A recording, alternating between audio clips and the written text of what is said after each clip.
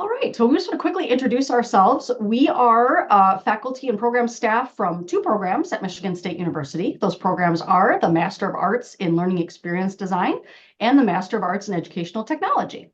My name is Liz Boltz, and I am the program director. Hi, everybody. My name is Brittany Dillman. My pronouns are she, her, and I oversee our graduate certificate programs with both masters. And I'm Candace Robertson, pronoun she, her, and I'm the Assistant Director of Student Experience and Outreach for our programs. And not with us in this presentation, but a huge part of our team is also Heather Williamson, pronoun she, her, and she's our Academic Program Coordinator. All right, so we have a busy agenda for this session.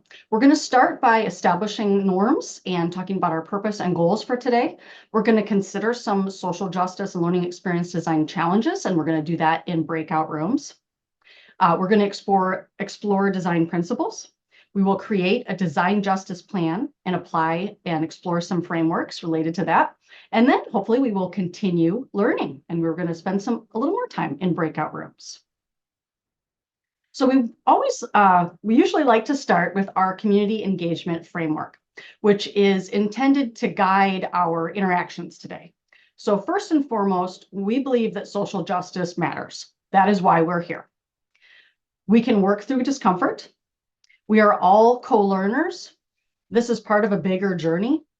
Move up, move back just means if we find that we are maybe contributing an awful lot and taking up a lot of time in a discussion, maybe moving back a little bit so that someone else can contribute. And we believe that all of us bring expertise into this space. So if you have other norms that you would like to contribute to this list, please feel free to put those into the chat. We only have 1 hour together today, which will only scratch the surface. And we absolutely recognize that speed is not what social justice work is about. So although we're going to be moving quickly today, we will provide some additional resources so that you can explore on your own. And you'll also have the opportunity to leave the session with an artifact to guide you in your practice. So again, please feel free to ask questions in the chat, share resources that you know about at any time, because we know there is tremendous expertise in this space. And also, if you feel more comfortable sharing in the chat, this is a time for all of us to connect. Liz, can you speak briefly a little bit more on the norm of working through discomfort? Yes. So by working through discomfort, we mean that sometimes discussions of privilege and of racism and white supremacy can be tough for folks. We recognize that, but we believe we are capable of moving through that and working through it. And this is the space where hopefully we can be brave enough to do that. Okay. So our positionality, we want to acknowledge that we have privileged identities as white women. But we also acknowledge that as white women, it's our responsibility to unlearn and to actively work against white supremacy. So in designing this session, we were intentional about amplifying the important work that has already been done in this area, the area of social justice and learning experience design and of design more generally, and about centering the perspectives of folks from historically marginalized communities.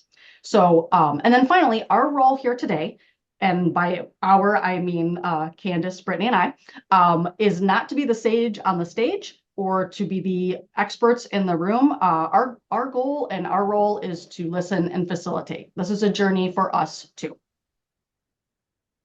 And speaking of a journey for us, thank you for sharing your goals with us at the beginning of the session and for serving as co-designers of this workshop through the development of these goals. So we've been working in the background to take the goals you've identified and put them into some cohesive shared goals. So we've identified that we would like to identify strategies for integrating social justice when planning learning experiences, identify tools for recognizing our places and role in promoting social justice, identify ways to promote social justice and equity through learning design, develop encouragement and a network for this work together today, develop our understanding of the intersection of learning experience design and social justice. And if there's anything that you'd like to add and didn't get a chance to, please go ahead and share that in the chat and I will update and modify these goals. Thank you, Candace. This is Liz speaking again. So I'm going to start by asking, what do we mean by social justice?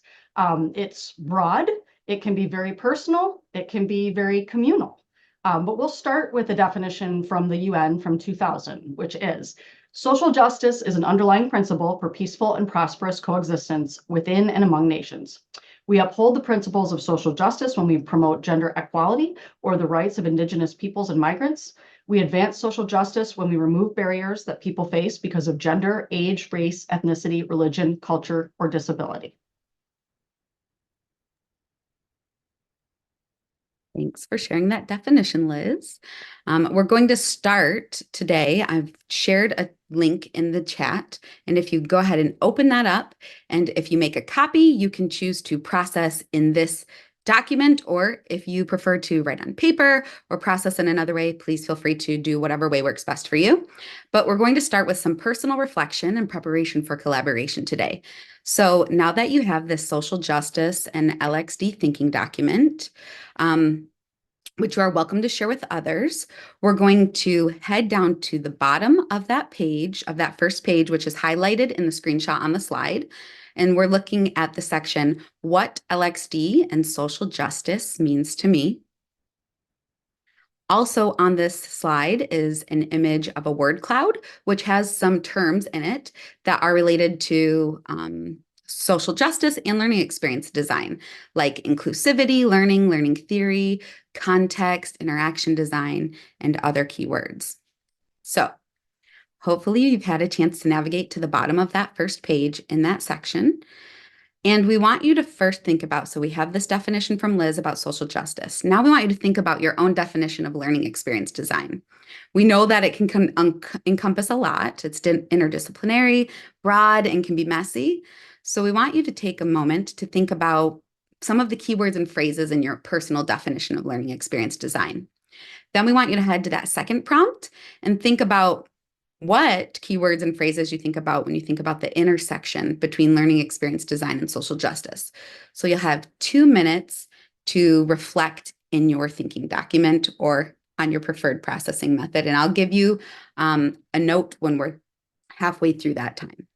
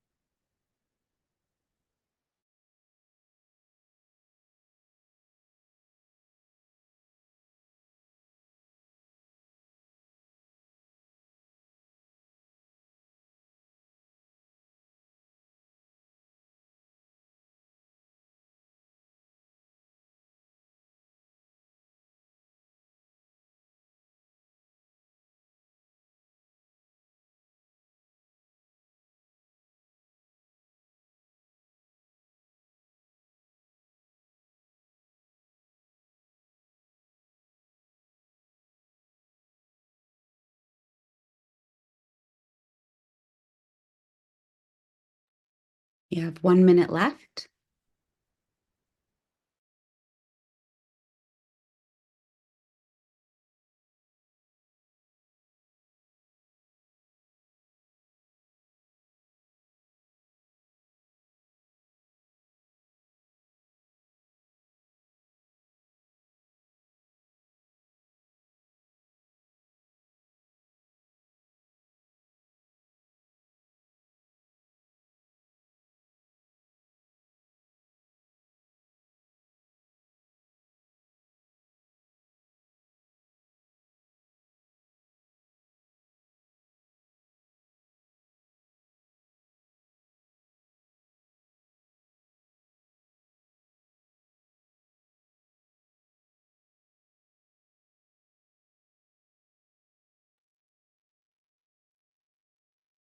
You have 10 seconds to wrap up your thoughts.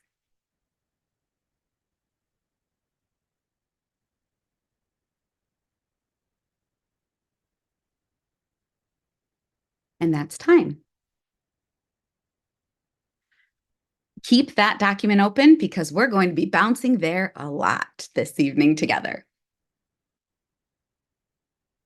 All right, this is Liz speaking again. So design has the power to reinforce or disrupt inequity. And we can think about some of the ways that design more broadly intersects with social justice. Just to share a few quick examples. Public benches that are designed to prevent folks from resting on them. The size of airplane seats. Automatic soap dispensers that may or may not work depending on the color of our skin. Disability, aging, and universal design for living spaces. The types of hygiene products that are provided for free in public restrooms. And the pronouns and identity options that are included in medical forms. So hopefully we don't need to make a super strong case for why social justice matters in MALXD, but we feel that for those of us, especially to address some of the questions that were raised in terms of the goals that you want to reach today, being able to make this case is important. So on this slide, represented in thought bubbles, are a small sample of the reasons that social justice matters in MALXD. Again, very small sample. There are many, many more. EdTech can be predatory and has a not so great track record. AI, artificial intelligence, particularly generative AI, is steeped in digital colonialism. Accessibility and UDL are important in light of ableism that is prevalent in our society. And then surveillance capitalism, which we know disproportionately impacts BIPOC folks. And a lot of these, particularly when we're thinking about learning and like learning more broadly, tends to be aligned with pedagogy that can draw on beliefs and practices that echo those of prisons, so surveillance, punishment, etc. Each of these contains links that you're welcome, and we encourage you to explore on your own. And now we're going to click back over to our social justice and LXD thinking doc and respond under the section, Why does social justice and LXD matter to me? So you can take a moment, you'll have 1 minute to reflect on that question.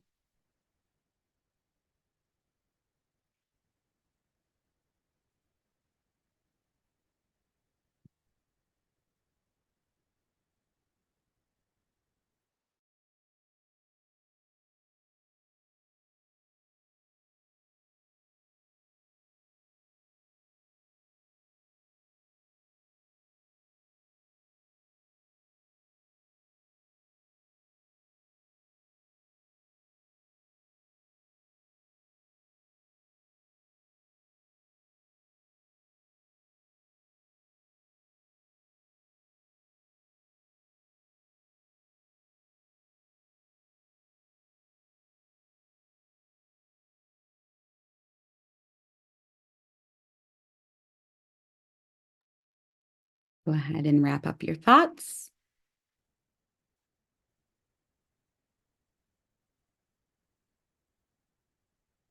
All right, so as Liz was saying, it's important to have a strong understanding of why this matters to us individually, because we all work within systems, and those systems present unique challenges for us at our work at the intersection of social justice and learning experience design. So having this strong core for us helps us navigate these challenges as we meet them.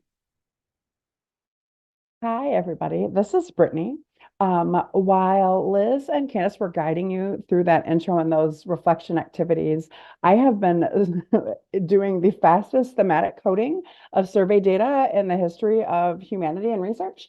In the intro survey that many of you filled out, thank you, you named some concerns for social justice and learning experience design. And these were sort of the top 5 most prevalent in there. Being intentional with design, what is appropriate, what is not appropriate in various spaces and cultures to say and not say, or do and not do, leveraging my own privileges, addressing bias, and working with a variety or a diverse group of humans. These are awesome challenges, both in the big sense and very real.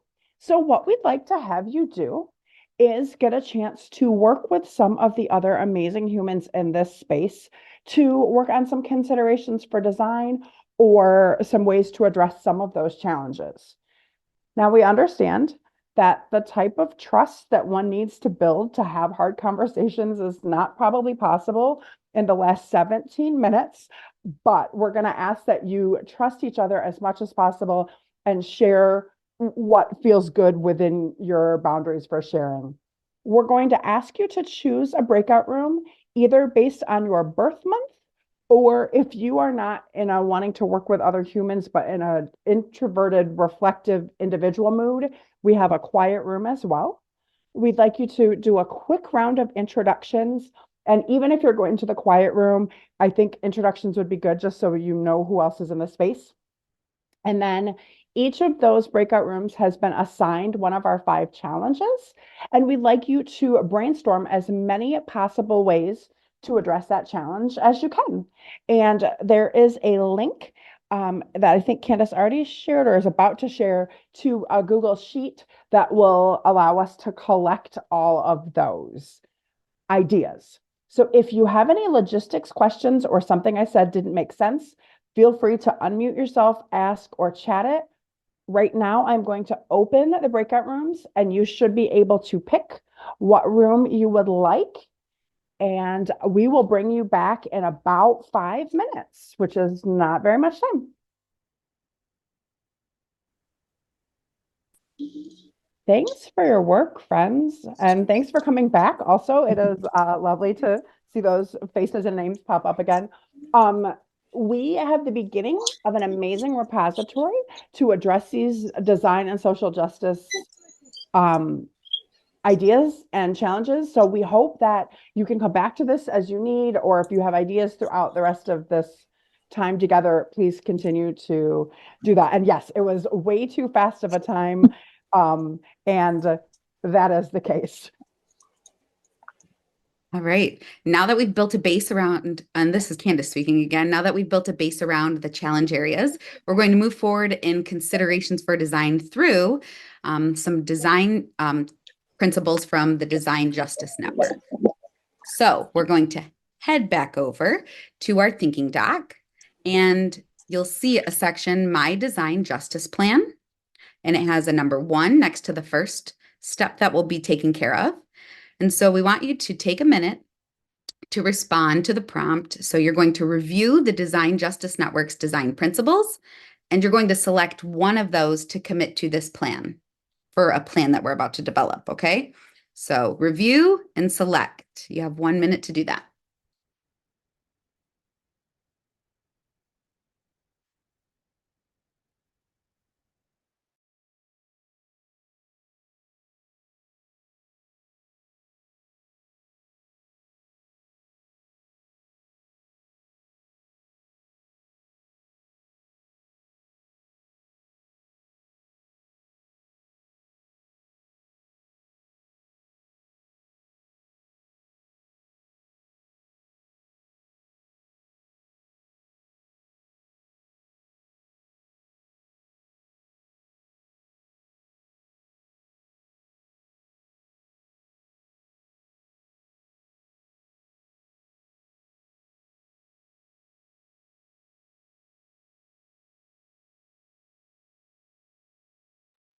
You have 10 seconds left.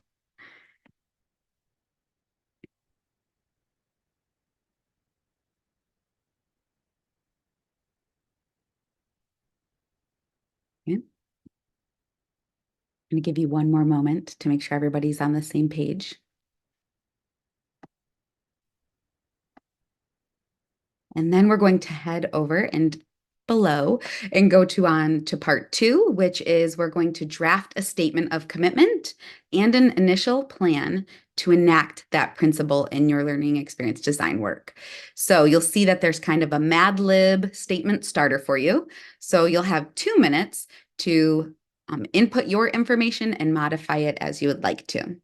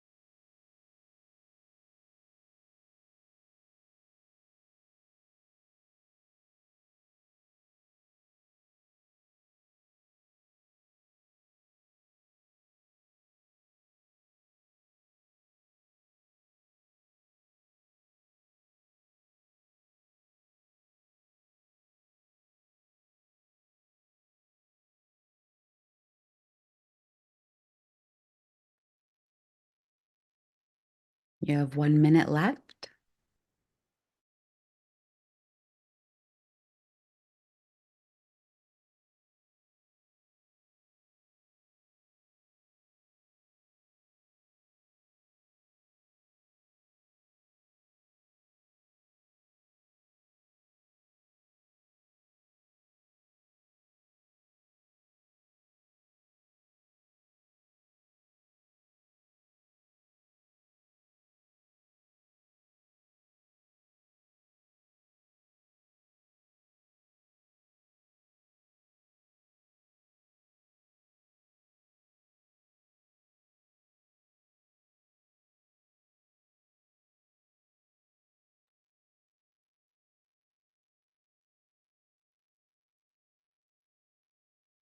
Go ahead and wrap up your thoughts.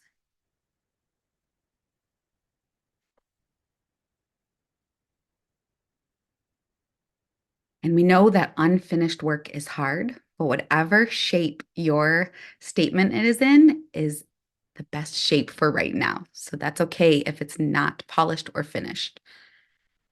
So now that we have these statements, we're going to apply a few different lenses to consider while enacting them. Thanks, Candace. This is Liz again. So when we think about frameworks, or how do we make this frame work, the idea of a framework is that a framework is intended to provide a systematic approach to guide processes and decision making. And like any abstraction, one framework is rarely going to be enough to encompass all the nuance and complexity of human nature. But as educators and designers and innovators and citizens, we can leverage frameworks and models to support our work. Frameworks and checkpoints can also provide frameworks can provide very helpful checkpoints and antidotes for invisible privilege. So we've established 2 frameworks so far. We've talked about our community engagement framework, our norms, and then the design justice network principles. We're going to share 4 more frameworks with you for considering the intersection of social justice and learning experience design. There are many, many others. And if you have favorites, please feel free to share those in the chat. So the frameworks we're going to explore are design thinking, integrative design, liberatory design, and equity meets design. So we'll start with design thinking from the Stanford Design School, which many, many of you are probably familiar with. It's a pretty established approach to design work. In this graphic, we see the design thinking phases, which are illustrated as colored hexagons representing each of the phases, which are empathize, define, ideate, prototype, and test. But as helpful as design thinking can be, and as widely used as it is, the organization Equity Meets Design has suggested, rightly, that it could evolve to better prioritize social justice. So Equity Meets Design writes, we must redesign the design thinking process, mindsets and tools themselves to ensure that they mitigate for the causes of inequity, the prejudices of the human designers in the process, both their explicit and implicit personal biases, and the power of mostly invisible status quo systems of oppression. So the liberatory design, the equity meets design framework, and the integrative design approaches expand and add nuance to existing models like design thinking. This is Brittany. I'd love to tell you about integrative design, which is from both Rumani and Chang in 2022. They conceptualize this as a circle in the middle, which is equity and anti-racism, and then 3 circles on the outside, human-centered design, systems thinking, and programmatic strategy. So human-centered design is one component. Liz, if you want to go to the next slide. It's an action-oriented, deeply human and experimental. And we were actually talking in the breakout, HCD is a common acronym that goes along with this. And it's designing with humans in mind. My suspicion is that a lot of you value that and do that, but that is one way that we might push back against the design thinking model, the Stanford design thinking model. The second component in integrative design is systems thinking. This is an analytical, relationship-oriented, and holistic component. This is thinking about how does your organization function? How does the team at your school work? What are the dynamics in there? What are the organization's barriers and structures that play a role in your design? The next component is programmatic strategy.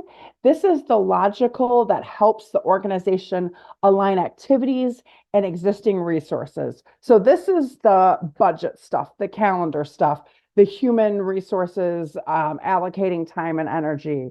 And the systems thinking and the programmatic strategy that integrative design includes is not particularly glamorous or sexy, but we do want to make sure that we name that getting those systems in place helps make the rest of it possible. And so we really like that the integrative design approach contains those, because those are things that we need to think about and consider.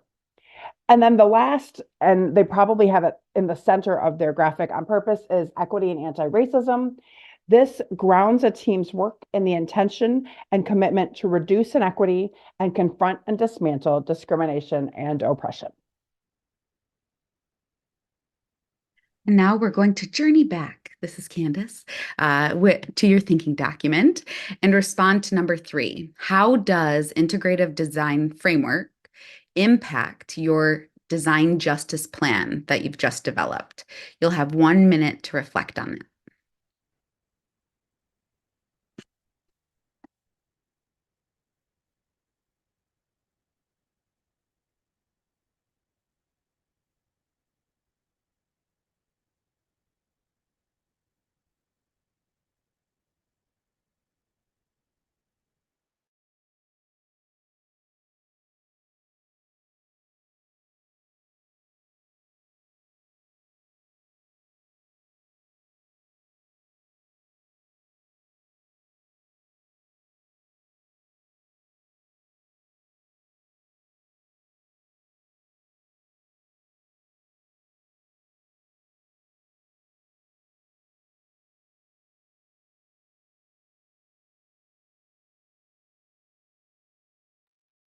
Go ahead and wrap up your thoughts.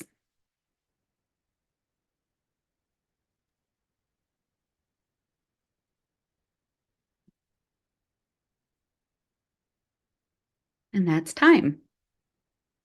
Thank you, Candace. So the next framework we're going to talk about is liberatory design. The liberatory design, they offer a resource called the Liberatory Design Deck, which we would encourage you to explore. On this slide, there is a modified version, a visual version of design thinking. It includes the steps which are represented as colorful hexagons, as I described before: empathize, define, ideate, prototype, and test. And then in the middle of the hexagon of those hexagons is one that's divided in 2. The top part reads notice, and the bottom half reads reflect.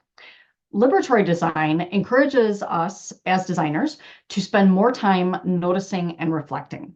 This means noticing and reflecting on our own identities, values, privileges, biases, and assumptions. It means noticing and responding to the ways that systems of oppression are impacting our context. And I feel like that connects with what Brittany was talking about earlier. And the notice phase helps us to develop self-awareness and social emotional awareness before we move into that empathy phase of design thinking. So in that image that I described, there are also gray hexagons surrounding the center notice and reflect space that represent the key areas that we need to notice and reflect upon. And those are identity, so who am I and who do I design for or with? Power, how are we or how am I situated relative to opportunity or institutional power, and how are the folks that I design for? Context, what are our equity challenges? This is exactly what we're exploring today, thanks to the things that you've shared. Partnership, how can we create a partnership that is equitable when we're doing design work? And intention, and that intention would be to support equity. So I think this also connects with a little bit about one of the goals that someone mentioned was, I think, being intentional. It is difficult to be intentional in a culture of urgency. So our common discourse and culture of urgency and business as usual and bottom line doesn't create a whole lot of time and space for reflection. So the reflect phase asks us to consider our actions, our emotions, and our impact as designers. And this is intended to be an ongoing and transparent part of design thinking. What they call equity pauses are strategic checkpoints. So it's time built into the design process to reflect on our language, our ideas, and our assumptions. And liberatory design asks us to return repeatedly to the question, what evidence do you have that you are becoming more self-aware and accountable as an equity-focused designer? And it's Candace again with your prompt to send you over to your thinking doc and respond to number 4. How does the liberatory design framework impact your design justice plan? You'll have 1 minute to reflect.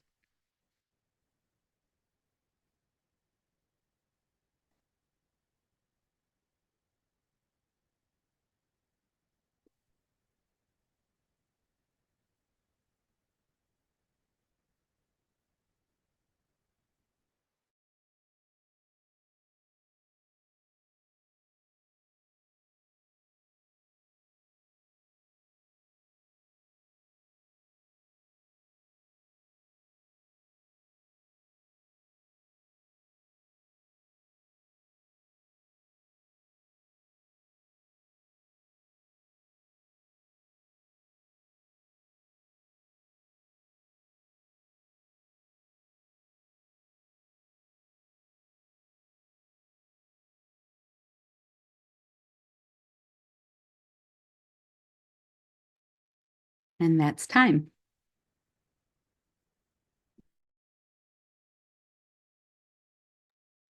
Hello, this is Brittany again, and I'd like to tell you about our last framework. This is the Equity Meets Design framework, and just in case people are noticing, the printed version is Equity X Design, but they also use the phrase meets. So our understanding is the X is like a multiplication meets situation. So their design framework, we and our interpretation of it is it's like there's 3 flashlight beams that are shedding light and expanding based on their beliefs. And their beliefs are in historical context, radical inclusion, and process as product.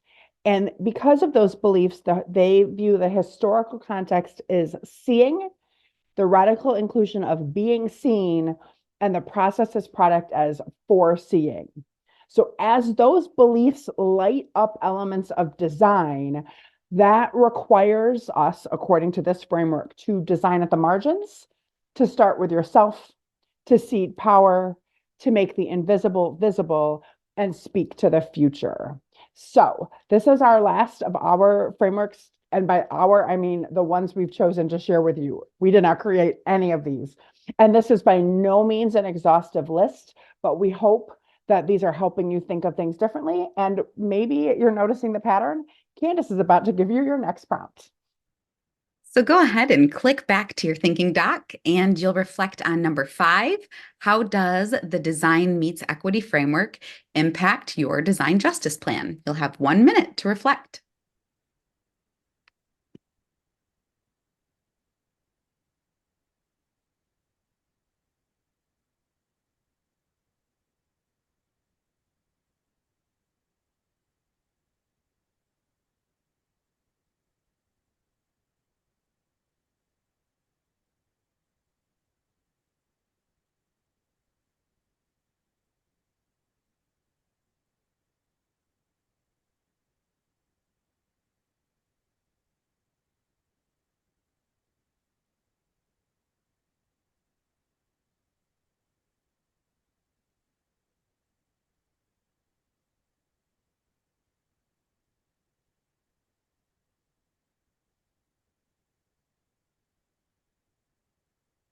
Start wrapping up your thoughts.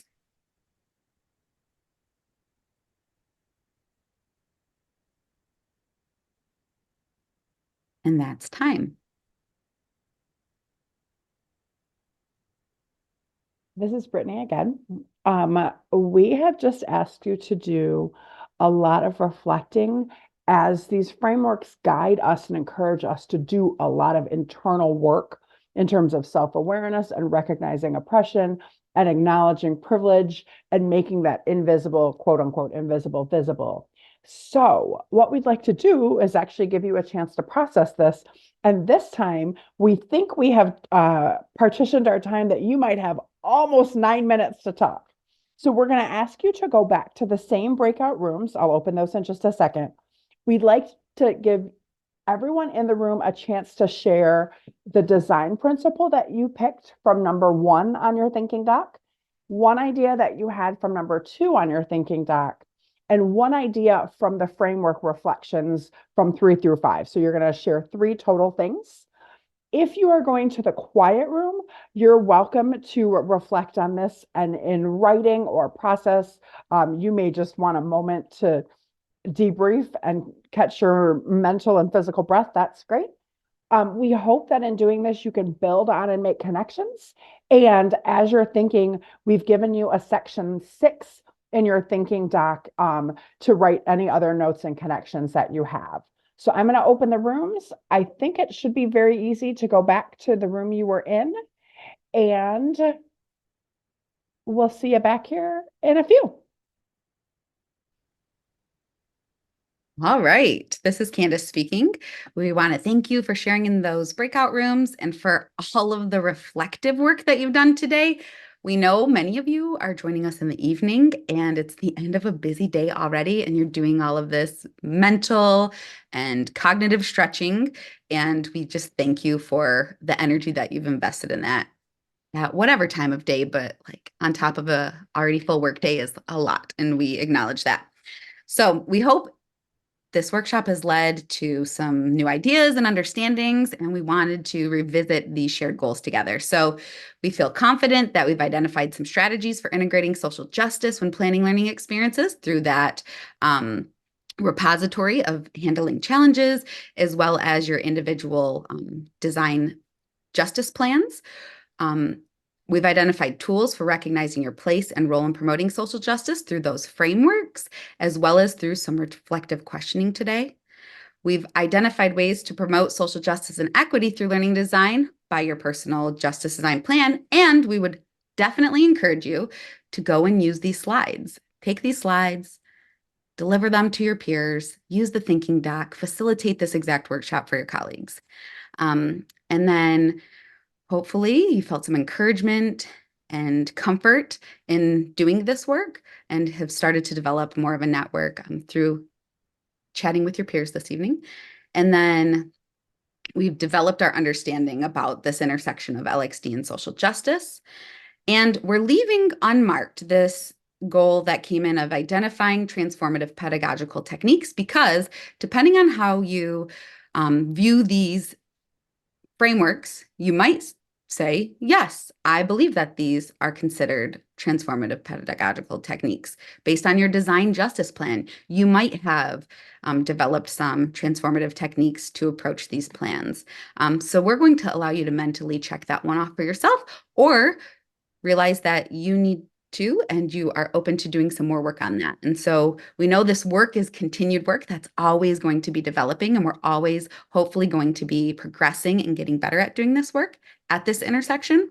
So that's why some of these things might not be crossed off for us personally.